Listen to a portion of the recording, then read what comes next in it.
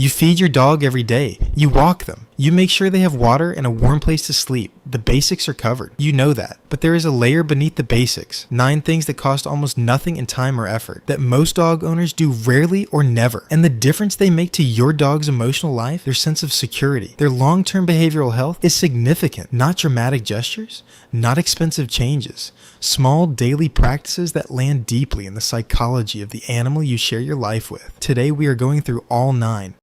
Slow down the walk. Most walks have an agenda, a route, a pace, a destination. You are exercising the dog, getting it done, moving efficiently, and your dog is being towed through space at human speed, past 1,000 olfactory stories they never get to finish reading. The most enriching adjustment you can make costs nothing. Let them stop, let them sniff, let them stand on one patch of ground for 45 seconds if that is what they need. Let the walk be theirs, not yours. Research published in Applied Animal Behavior Science found that dogs allowed to sniff freely showed measurably better emotional states than dogs walked at a brisk, restricted pace. A shorter walk with full sniff access is more psychologically nourishing than a longer walk that treats their nose as an inconvenience. The walk is the richest sensory experience in your dog's day. Let them actually have it.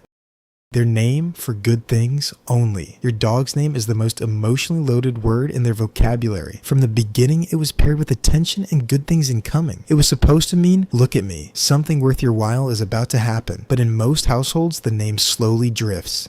It becomes a prefix for correction. Max, no. Max, stop. Max, get down.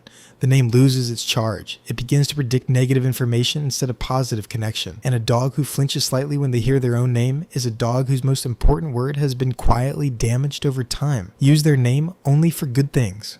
For corrections, use a neutral word or a sound. Give their name back its original emotional weight. It takes almost no effort, and it changes something real about how your dog experiences hearing you speak.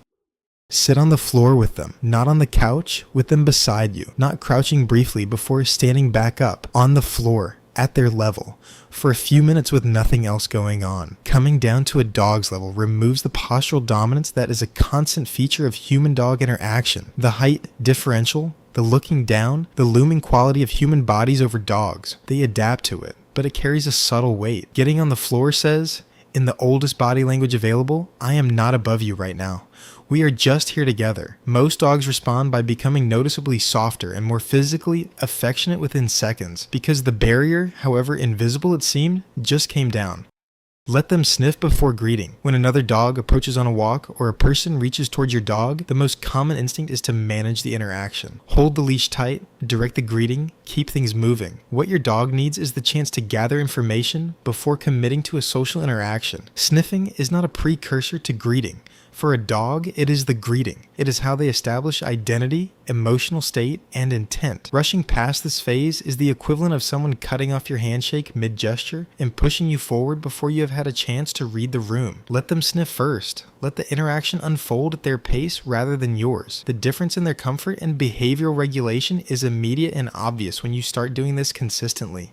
Have one real conversation, daily, not commands, not training cues, a conversation. Talk to your dog the way you would talk to someone who cannot respond verbally but is absolutely paying attention. Tell them about your day. Narrate what you are doing. Ask them questions you do not expect answered. Research from Utrecht University found that dogs process human speech using the same hemispheric division as humans. Left brain for word content, right brain for emotional tone. The reward centers of their brain activate most strongly when both the words and the tone are positive and directed at them. Talking to your dog daily builds a quality of presence they feel even without understanding the words. You are treating them as a participant in your world rather than an occupant of it. That distinction matters to them more than most owners realize.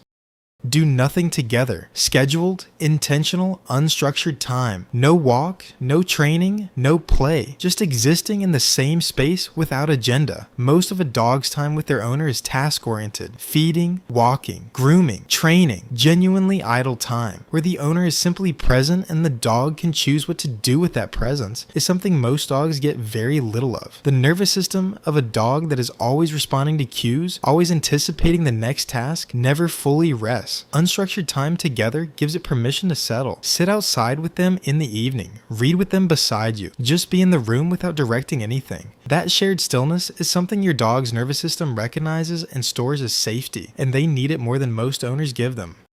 Notice and honor their no. Your dog communicates discomfort constantly. A lip lick when someone gets too close. A lean away from a touch they do not want. A look away when an interaction is too much. A slow turn of the head during handling that signals they would rather not continue. Most owners miss these entirely, and the ones who notice often override them, finishing the hug, pushing through the interaction regardless. What this teaches, repeated over time, is that their communication does not work, and a dog that has learned that their quieter signals are ignored will eventually stop using them and skip straight to the louder ones.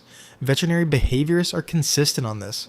The most reliable path to a dog that is safe and genuinely relaxed around people is a dog whose subtle signals of discomfort have always been respected. Honor the small no. Every time you do, you are telling them, "Your voice works here, I am listening."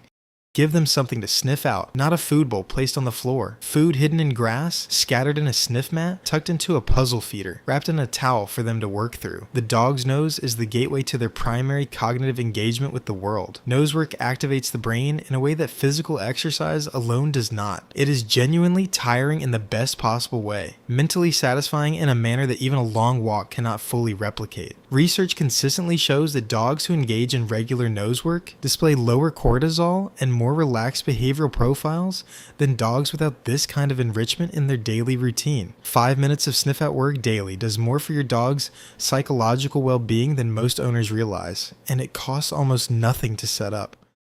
End every day with intentional contact, not the absent-minded pat on the way to bed. A few minutes of deliberate, present, unhurried physical contact at the end of the day. Mutual touch between bonded dogs and humans triggers oxytocin release in both species simultaneously. Heart rate slows. Cortisol drops. The nervous system shifts into rest rather than alert. For your dog, this nightly contact closes the emotional loop of the day. It communicates, "You are safe, we are okay, the day is done, and you are not alone in it." For you, the regulation is equally real. Dog owners who engage in regular, deliberate contact show measurably lower stress hormone profiles than those who do not.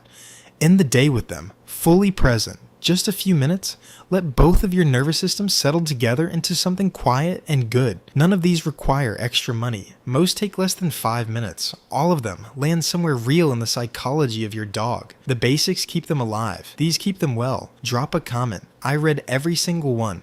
Subscribe. New video every week. See you next time.